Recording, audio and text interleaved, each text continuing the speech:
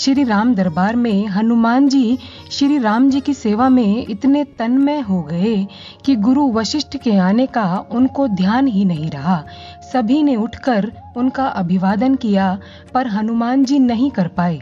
वशिष्ठ जी ने श्री राम जी से कहा कि राम, गुरु का भरे दरबार में अभिवादन नहीं करने पर क्या सजा होनी चाहिए। श्री राम जी ने कहा, गुरुवर आप ही बताएं। वशिष्ठ जी ने कहा, मृत्यु दंड। श्री राम जी ने कहा, स्वीकार है। तब श्री राम जी ने कहा कि गुरुदेव आप बताएं कि यह अपराध किसने किया है। बता दूंगा, पर राम, वो तुम्हारा इतना प्रिय है कि तुम अपने आप को सजा दे दोगे, लेकिन उसको नहीं दे पाओगे। श्री राम ने कहा, गुरुदेव राम सबके लिए समान है। नहीं राम, मुझे तुम्हारे ऊपर संशय नहीं है, मुझे दंड के परिपूर्ण होने का संशय है। अतः यदि तुम यह विश्वास दिलाते हो कि तुम स्वयं उसे मृत्यु दंड अपने अमोघ बाण से दोगे, तो ही मैं अपराधी का नाम बताऊंगा। श्री राम ने पुनः अपना संकल्प व्यक्त कर दिया। तब वशिष्ठ जी ने कहा कि यह अपराध हनुमान जी ने किया है। हनुमान जी ने भी स्वीकार कर लिया। तब दरबार में राम जी ने घोषणा की कि कल सायंकाल सरयू के तट पर हनुमान जी को मैं स्वयं अपने अमोघ बाण से मृत्यु दंड दूंगा। हनुमान जी के घर जाने पर उदासी की अवस्था में माता अंजनी ने देखा तो चकित रह गई कि मेरा लाल महावीर, अतुलित बल का स्वामी, ज्ञान का भंडार आज इस अवस्था में कैसे। माता ने बार बार पूछा, पर जब हनुमान चुप रहे तो माता ने अपने दूध का वास्ता देकर पूछा। तब हनुमान जी ने बताया कि यह प्रकरण अनजाने में हुआ है।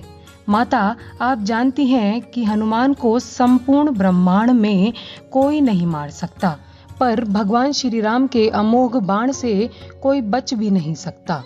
तब माता ने कहा कि हनुमान, मैंने भगवान शंकर से राम नाम मंत्र वापस किया था और तुम्हें भी जन्म के साथ ही यह नाम घूंटी में पिलाया था, जिसके प्रताप से तुमने बचपन में ही सूर्य को फल समझकर मुख में ले लिया था। उस राम नाम के होते हुए हनुमान कोई भी तुम्हारा बाल बांका नहीं कर सकता, चाहे वो स्वयं राम भी हो। राम नाम की शक्ति के सामने राम की शक्ति और राम के अमोघ शक्ति बाण की शक्तियां महत्वहीन हो जाएंगी। जाओ मेरे लाल, अभी से सरयू के तट पर जाकर राम नाम का उच्चारण आरंभ कर दो।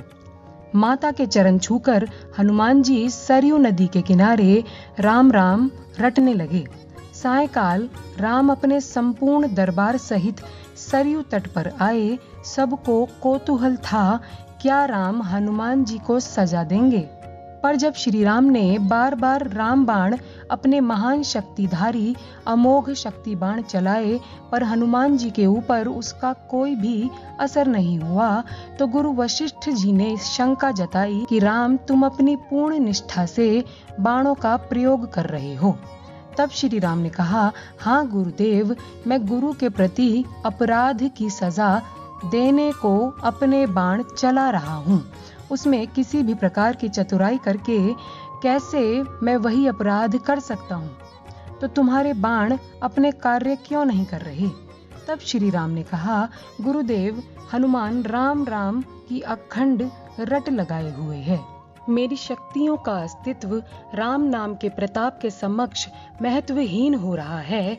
इससे मेरा कोई भी प्रयास सफल नहीं हो रहा। आप ही बताएं गुरुदेव, मैं क्या करूं। गुरुदेव ने कहा, हे राम, आज से मैं तुम्हारे साथ तुम्हारे दरबार को त्याग कर अपने आश्रम जा रहा हूँ, जहाँ राम नाम का निरंतर जप करूँगा।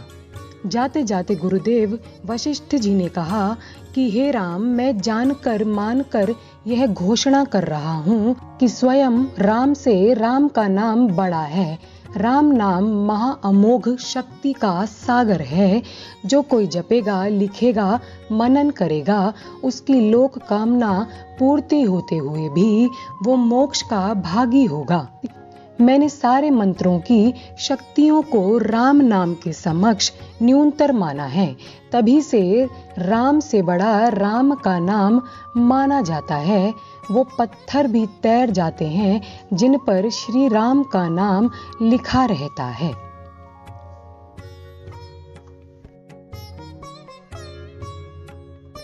इसी तरह की और वीडियोस देखने के लिए नीचे दिए गए सब्सक्राइब बटन पर क्लिक करके हमारे चैनल को सब्सक्राइब करें।